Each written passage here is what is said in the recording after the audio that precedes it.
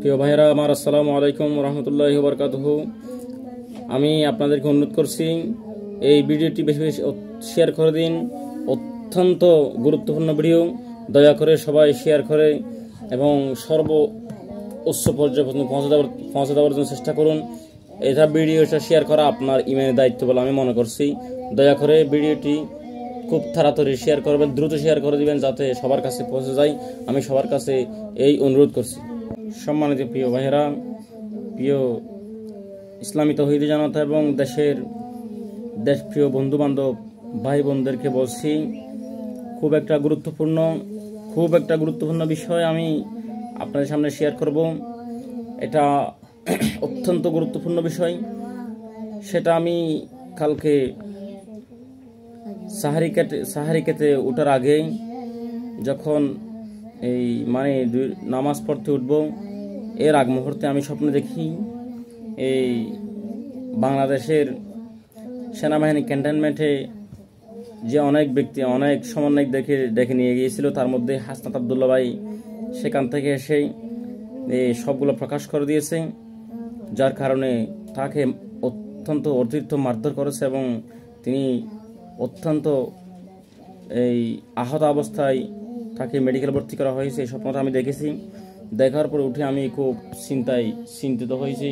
তো এরপর দেখি আমি উঠে চিন্তা করতেছি, তখন আমার মনে খুব ব্যথা লাগছে। আমি একজনকে বলতেছি, আমার এক মুরব্বীকে, খুব ফরহেজগার মানুষ, আমার এতেকাববাসী, আমার যে মসজিদে আমি তারাবি পড়াই, সেখানে আমার সার্জন এতেকাববাসী আছে। তো আমি সেখান থেকে কিছু ভাই, এক মুরব্বীকে আমি এটা যখন শেয়ার করতেছি, ও বলতেছে, হুজুর ঠিক আছে, আপাতত এটা আর বলেন না। তো আমি তো টের পেয়েছি, কারণ স্বপ্নের ব্যাখ্যা যেভাবে করে সেভাবে হয়ে যাওয়ার সম্ভাবনা রয়েছে। তো এই জন্য আমি এটার ব্যাখ্যা অন্যভাবে করেছি। তো তারপরেও এটা কিন্তু খুব একটা ভয়ানকের বিষয়। আমার প্রিয় সমন্বয়ক হাসনাত আবদুল্লাহ সহ যারা এই সত্য পথে থাকেন, সবসময় মিথ্যাকে উন্মোচন করে দেন, মিথ্যাকে প্রকাশ করে দেন, এই মিথ্যার বিপক্ষে সত্যের পক্ষে থাকেন, তাদেরকে যে কোনো মুহূর্তে তাদেরকে আক্রমণ করার জন্য রেডি। যদি সুযোগ পায় আপনাদেরকে দুনিয়াতে একেবারে শেষ করে দিবে, চিরবিদায় করে দিবে। এই জন্য প্রস্তুত আছে অনেক কুলাঙ্গার। কারণ ওই নাস্তিক দোসর, ওই ফেসিস্টদের নায়িকা, ওই নাস্তিক, ওই আলেমদের দুশমন, ইসলামের দুশমন, ভারত থেকে প্রতি সেকেন্ডে বসে যেভাবে আক্রমণ করতেছে, একটি সেকেন্ডও বাদ নাই, 1 মিনিটও বাদ নাই। আমার মনে হয় তিনি বাংলাদেশকে নিয়ে, এই বাংলাদেশকে কীভাবে অস্থিতিশীল করা যায় এই কথা তিনি ভাবে না। আমার মনে হয় 1 মিনিটও যায় না। না হয় বাংলাদেশের চতুর্দিকে এত ষড়যন্ত্র তার আমলে হয়নি, কিন্তু এখন তিনি নাই। এরপরেও প্রতিদিন অনেক জায়গার মধ্যে কারো মাথা থেকে দেহ আলাদা করে দেয়, কাউকে একেবারে দুনিয়া থেকে বিভিন্ন রকমের মারধর করে বিদায় করে দিচ্ছে। তো এই সমস্ত কাণ্ডগুলো তাদের মাধ্যমে ঘটতেছে। তো আমি মূল কথা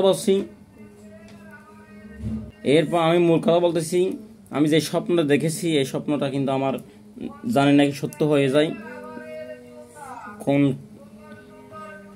কোন সময় কাকে আক্রমণ করে ফেলে, কোন দিক থেকে কাকে আক্রমণ করে ফেলে, এটা কিন্তু বলা যাচ্ছে না।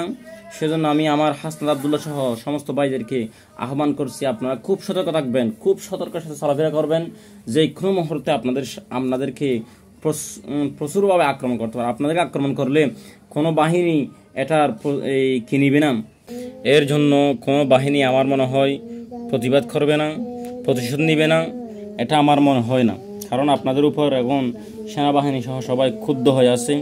সেজন্য আপনাদেরকে খুবই সতর্কের সাথে চলাফেরা করতে হবে, আপনাদেরকে খুব বেশি সতর্ক থাকতে হবে। আমি আপনাদের কাছে এটা বিনীত অনুরোধ করছি। আমার বিডিআর ভাইরা কোথায়, বিডিআর বাহিনীরা কোথায়? তাদেরকে যেভাবে এই নাস্তিক, স্বৈরাচারী, ফ্যাসিস্ট, এই জালিম শেখ হাসিনা ক্ষমতা আসার পরে তাদেরকে যেভাবে নির্মমভাবে হত্যা করেছে, আক্রমণ করেছে, তাদেরকে দুনিয়া থেকে বিদায় করে দিয়েছে এতগুলা বিডিআর, এখন তাদের বিরুদ্ধে কোনো অ্যাকশন নেওয়ার জন্য আমার বিডের বাইরে কি দুনিয়াতে এখন নাই? তাদের বিপক্ষে বিডের ভাই সব বিডের ভাইদেরকে এই নাস্তিকের বিরুদ্ধে এক্ষুনি লড়া প্রয়োজন। আপনারা কেন এখনো চুপ হয়ে আছেন? বিডের ভাইরা যদি এখনই আপনারা যদি প্রস্তুত নেন, আপনারা যদি এখনই প্রতিশোধ নিতে চান, তাহলে তো এখন জনগণের সাথে প্লাস পয়েন্ট হবে। আপনারা কেন এখনো এই চুপ হয়ে বসে আছেন? আপনারা জনগণের সাথে এক্ষুনি কি হয়ে যান, জনগণের সাথে এক্ষুনি প্রতিবাদ গড়ে তুলুন। এটা হবে জনগণের সাথে আপনাদের সাথে একটা সুন্দর। গুজরাটের কসাই উনি আমাদের সাম্প্রদায়িক সম্প্রীতি শিক্ষা দিচ্ছেন। ভারতে বসে আমরা আপনাদের কাছে একটা জিনিস জানতে চাই, যে 626 জন ক্যান্টনমেন্টে বন্দী ছিল তাদেরকে কিভাবে ভারতে পালিয়ে যেতে সহায়তা করা হয়েছে এবং তাদের পিছনে কারা রয়েছে আপনারা নিজেরাই দেখেন। আমরা এই বিষয়গুলো জানি। এই বিষয়গুলো 5 আগস্ট পূর্ববর্তী পুরো সময়টা আমরা এই ঘটনার একদম সাথে আমাদের সরাসরি সম্পৃক্ততা ছিল। মিড রেঞ্জের যে অফিসারগুলো ছিল এবং সৈনিকরা ছিল, কোর্ট মার্শালকে সামনে রেখে জেনারেলের বিরুদ্ধে গিয়ে তারা ছাত্র জনতার পক্ষে রাস্তায় নেমে এসেছিল। আমরা তাদের প্রতি আমাদের দায়বদ্ধতা অনুভব করি। ইউনিফর্ম পরা যে অফিসাররা রয়েছে, যে সৈনিকরা রয়েছে, আমরা আপনাদের প্রতি দায়বদ্ধতা অনুভব করি। আপনাদের দায়বদ্ধতার জায়গা থেকে আপনারা নিশ্চিত করবেন যে এই 626 জন যারা এই ফেসিবাদের এনাবলার ছিল, কোলাবোরেটর ছিল, এই ফেসিবাদের যারা পৃষ্ঠপোষকতা দিয়েছে, যারা এই ফেসিবাদকে ডালপালা আকারে মহিরূপে গড়ে উঠতে সহায়তা করেছে, তাদেরকে কারা সীমান্ত পাড়ি দিয়ে আজকে ভারতে একটা সেফ এক্সিট করে দিয়েছিল, আপনারা সেই বিষয়টিকে নিশ্চিত করবেন। আজকে আমি যখন পিলখানায় কথা বলছি, ঠিক এই মুহূর্তে mother of terror Sheikh Hasina ভারতে বসে তিনি জনসভায় বক্তব্য দেওয়ার প্রস্তুতি নিচ্ছেন এবং সেটি আমাদের জন্য লজ্জার।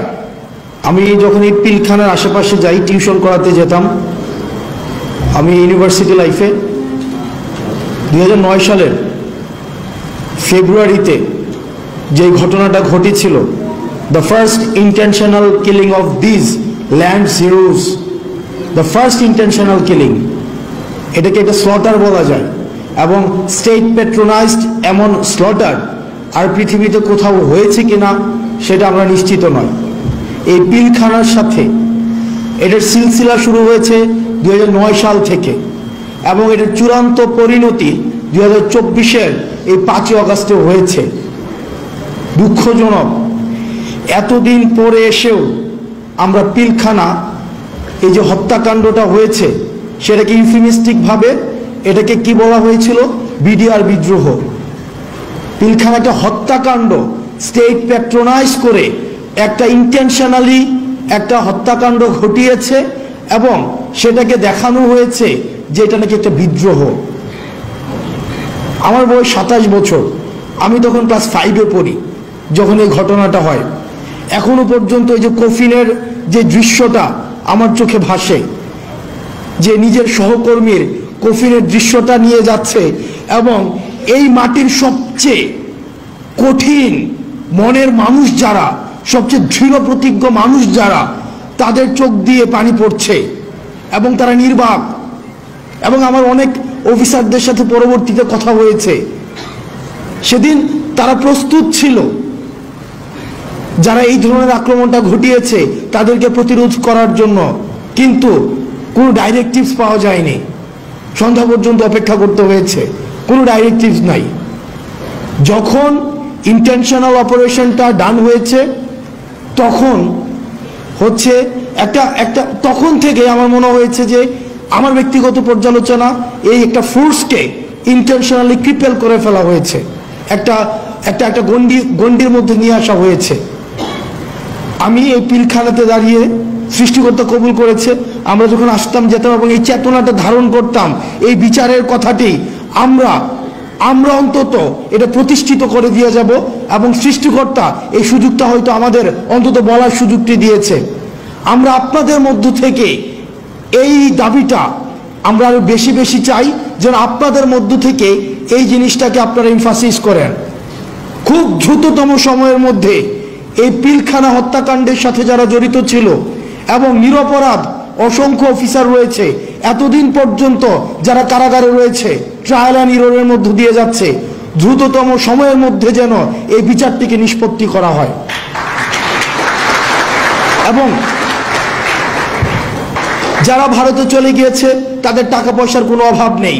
আজকে আমি যখন পিলখানায় কথা বলছি, ঠিক এই মুহূর্তে mother of terror Sheikh Hasina ভারতে বসে তিনি জনসভায় বক্তব্য দেওয়ার প্রস্তুতি নিচ্ছেন এবং সেটি আমাদের জন্য লজ্জার।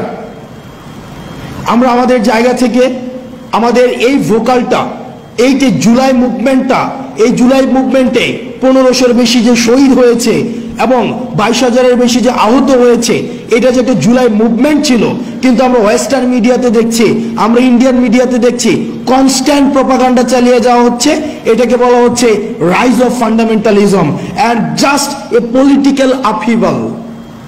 আমরা আমাদের জায়গা থেকে এই জিনিসটাকে প্রতিষ্ঠিত করতে হবে।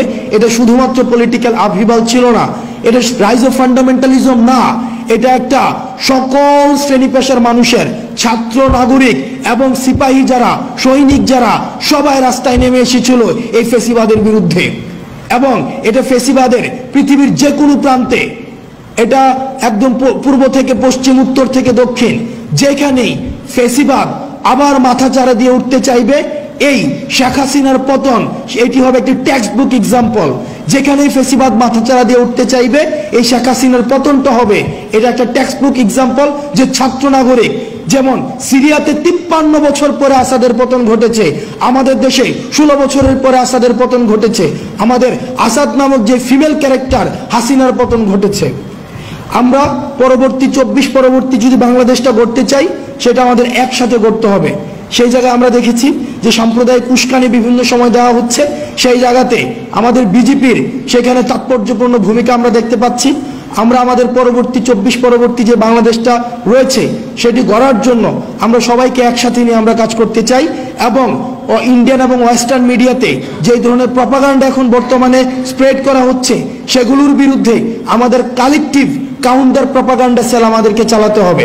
এবং আমরা আমাদের ফেসিবাদ আর কোন রূপে আমরা ফিরতে দিব না, এটা কোন নামে আমরা ফিরতে দিব না। যেই ফেসিবাদ হয়ে উঠতে চাইবে তাদের বিরুদ্ধে আমাদের লড়াই এবং আমাদের সংগ্রাম অব্যাহত থাকবে।